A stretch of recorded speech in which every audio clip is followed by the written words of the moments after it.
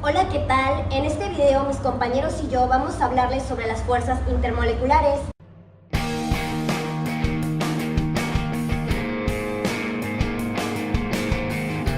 Las intermoleculares, como su nombre lo dice, son aquellas interacciones que existen entre las moléculas conforme a su naturaleza.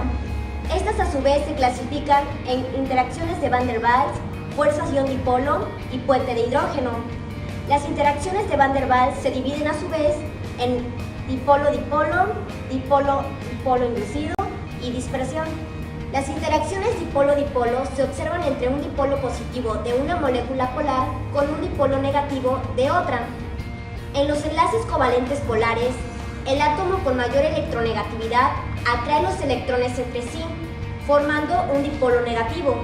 Por otro lado, el átomo con menor electronegatividad forma un dipolo positivo, ya que cede parcialmente sus electrones.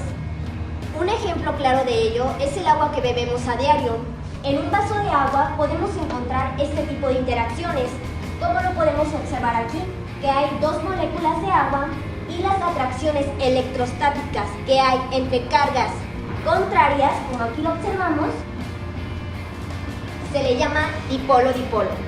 Los puentes de hidrógeno son un ejemplo especial de este tipo de interacciones, pero hablaremos de ellas más adelante. Dipolo-dipolo inducido es una fuerza intermolecular. Un dipolo tiene la capacidad de formar un dipolo transitorio. Cuando se acerca o interacciona una molécula polar con una no polar, la polar va a crear una distorsión en la nube electrónica, que es esta, creando o va a pasar que jale la energía negativa de la molécula polar, como se puede ver en esos dibujos. Aquí la molécula polar nos indica la carga positiva que va a jalar la carga negativa de la no polar. Las moléculas apolares más conocidas son el hidrógeno, oxígeno y nitrógeno molecular y también el dióxido de carbono. Un claro ejemplo de la vida cotidiana pueden ser los peces, que los podemos encontrar en peceras, ríos, mares, lagos, en cualquier lugar donde hay agua. Cuando el pez absorbe el oxígeno para llevar su ciclo de respiración, este exhala dióxido de carbono, que el dióxido de carbono al entrar en contacto con la molécula del agua se va a llevar la fuerza intermolecular dipolo-dipolo inducido, que esto va a ocasionar que se disocie completamente el gas en el agua, ocasionando la muerte de esos peces. También otro claro ejemplo serían las industrias que desprenden dióxido de carbono, que este gas se va a los mares, a los mantos acuíferos y se disocia completamente en el agua, ocurrido por anteriormente mencionado. Las fuerzas de dispersión o fuerzas de dispersión de London, nombradas así en honor al científico alemán Fritz London, son unas fuerzas de tipo intermolecular que tienen lugar entre moléculas no polares, donde se pueden encontrar también dipolos. La intensidad de las fuerzas de dispersión depende de varios factores. Uno de ellos podría ser la cantidad de electrones que se encuentran en un átomo o en una molécula, ya que esa cantidad de electrones es la que determina la facilidad con la que se puede polarizar la densidad del electrón, y a mayor polarización es mayor la intensidad de las fuerzas de dispersión. Otro factor que puede afectar la intensidad de las fuerzas de dispersión es la forma molecular de alguna sustancia o algún elemento. Las fuerzas de dispersión de London son más intensas entre cuanto mayor sea la molécula, debido a que los dipolos tienen lugar con mayor facilidad. Un ejemplo podría ser la molécula del decano, que por ser más alargada, como ya lo mencioné anteriormente, sus dipolos tienen lugar con mayor facilidad. En cuanto al hexafluoruro de azufre, como es más corta o más corta la molécula, no posee tanta distancia entre un elemento y otro, por lo cual los dipolos no pueden entrar tan fácilmente. Un ejemplo de la fuerza de dispersión de London podría ser, en este caso, la gasolina, la cual está formada por hidrocarburos.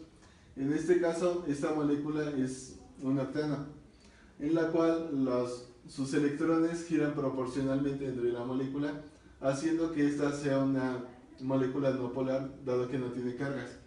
Sin embargo, en un instante de segundo, esto puede cambiar, haciendo que los electrones se vayan solo para un lado, haciendo que esta molécula tenga dos cargas, una negativa y una positiva. Esto podría suceder en una molécula parecida, en este caso igual, donde igual era una molécula no polar y sin embargo sus electrones giraron de un lado a otro, haciendo que un lado sea positivo y otro negativo. Al hacer esto, un lado de la molécula queda positivo y uno negativo, y de la otra molécula queda negativo, haciendo que estas dos moléculas se atraigan. Y esto es a lo que se le conoce como fuerza de dispersión. La siguiente fuerza es la de ion dipolo. Este es un tipo de fuerza intermolecular que se da cuando un ion de una sustancia interacciona con el dipolo de una molécula covalente polar. Así, el ion positivo interacciona con el ion negativo de una molécula. Como por ejemplo, aquí puede ser el sodio y aquí una molécula de agua. Una molécula de agua es una molécula dipolar. En este caso, está cargado eléctricamente, está cargado negativamente en el lado del oxígeno y positivo en el lado del hidrógeno. Y el lado negativo va a interaccionar con el sodio porque es un ion positivo, y por otro lado va a haber una interacción con el cloro porque es un ion negativo y va a interaccionar con el lado positivo de la molécula dipolar del agua. Un ejemplo, como ya lo acabo de mencionar, es cuando nosotros agregamos cloruro de sodio o sal común al agua. En este caso, la sal común es NaCl, que se va a disociar al entrar con el solvente del agua y va a formar los iones ya antes mencionados y van a formar una solvatación.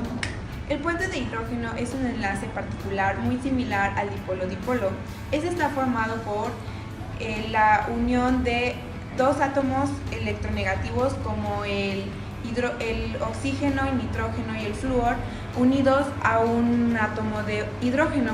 El caso más particular es el del agua.